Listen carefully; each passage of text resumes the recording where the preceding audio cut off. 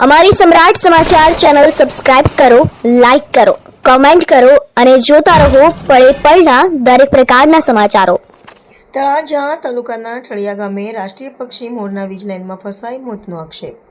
તળાજા તાલુકાના ઠળિયા ગામે રાષ્ટ્રીય પક્ષી મોરનું વીજ લાઇનમાં ફસાઈ જતા દુઃખદ મોત થયાની ઘટના સામે આવી છે.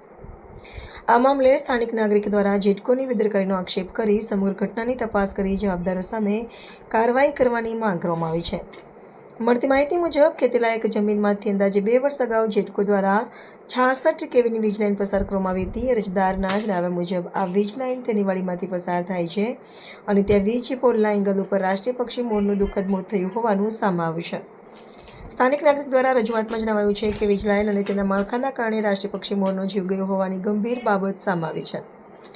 ઘટનાને લઈને જવાબદાર તંત્ર દ્વારા સ્થળ તપાસ કરી હકીકત બહાર લાવવા અને જો કોઈ બેદરકારી જણાય તો જવાબદાર સામે યોગ્ય કાર્યવાહી કરવાની માંગ કરવામાં આવી છે. આ સાથે રાષ્ટ્રીય પક્ષી મોરના મૃત્યુની ઘટનાને ગંભીરતાથી લઈ સમગ્ર મામલો સમાચાર માધ્યમો અને મીડિયામાં પ્રસિદ્ધ કરવા તેમજ દેશ અને ગુજરાતમાં એક દિવસનો શોક જાહેર કરવાની લાગણીસભર માંગ પણ કરવામાં આવી છે.